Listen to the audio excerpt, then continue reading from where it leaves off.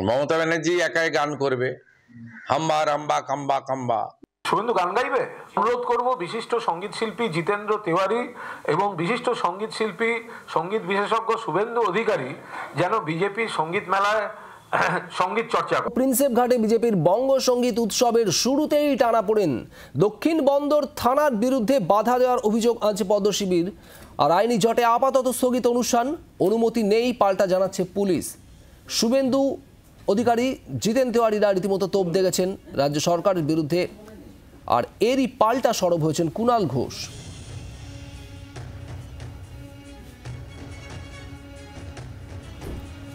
আমরা 18 তারিখ ডিফেন্সের কাছ থেকে নো অবজেকশন পাই এবং সঙ্গে সঙ্গে আমরা ওই নো অবজেকশন নিয়ে ইনক্লোজ করে কলকাতার পুলিশের ডিসি সাহেবের কাছে, জয়েন্ট সিপি হেডকোয়ার্টারের কাছে আমরা মেলের মাধ্যমে জানিয়ে দিই।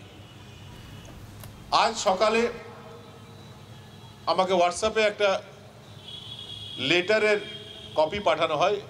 এই লোকাল যে থানা আছে তার বোধহয় ওসি, তিনি পাঠান যে এই মেল গতকাল রাত্রে করা হয়েছে, আমরা পারমিশন এন্টারটেইন করতে পারছি না, এই আপনাদের অ্যাপ্লিকেশনটা এন্টারটেইন করতে পারছি না।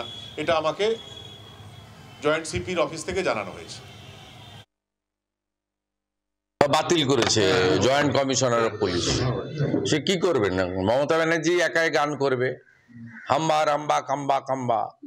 আর উনি যে সমস্ত শিল্পীদের সঙ্গীত শিল্পী বলে বঙ্গবিভূষণ, বঙ্গভূষণ ইত্যাদি ইত্যাদি দেবেন, অন্য তাদের ডাকবেন না। তারা কেউ সঙ্গীত শিল্পী নয়। 1 মাস আগে থেকে প্রস্তুতি নেওয়া প্রোগ্রাম গায়ের জোরে বাতিল করলো।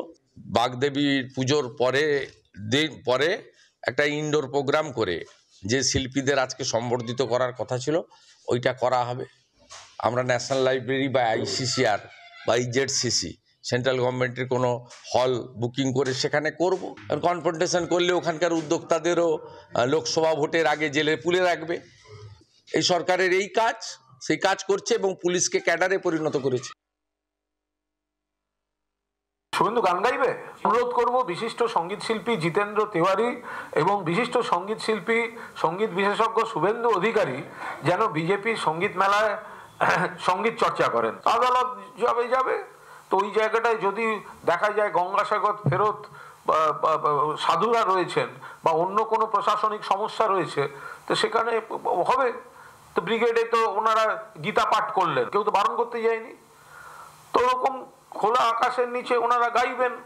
আর শুভেন্দুর গান মানে শুভেন্দুর তো 7 সুর বেরোয় না, ওর তো 3য় সুর আর 6ষ্ঠ সুর, গা ধা। রাজ্য সরকারের সঙ্গীত মেলা একটা ব্রড বেসড, অনেক বড়। এখন হয়তো সকলকে নির্দিষ্ট সময়ের মধ্যে অ্যাকোমোডেট করা যায় না। এই সংস্কৃতির জায়গাটায় রাজ্য সরকার কোনো বিচার ওইভাবে করে না।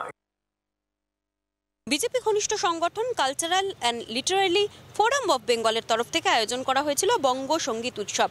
যে বঙ্গ সঙ্গীত উৎসবে আজ আসার কথা ছিল বিরোধী দলনেতা শুভেন্দু অধিকারীর, কিন্তু উদ্যোক্তাদের অভিযোগ যে শেষ মুহূর্তে আজকে হঠাৎ করেই কলকাতা পুলিশের তরফ থেকে তাদের জানানো হয় যে এই অনুষ্ঠান করার অনুমতি নেই।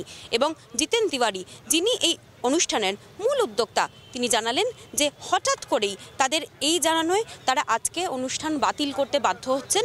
যেটা ঠিক করা হয়েছে সরস্বতী পুজোর পরের দিন এই অনুষ্ঠান করা হবে কোনো একটি অডিটোরিয়ামে। জি 24 ঘন্টার জন্য ক্যামেরায় মিন্টু বসাকের সঙ্গে মৌমিতা চক্রবর্তী, কলকাতা। বাংলার আওয়াজ, বাঙালির আবেগ, জি 24 ঘন্টা।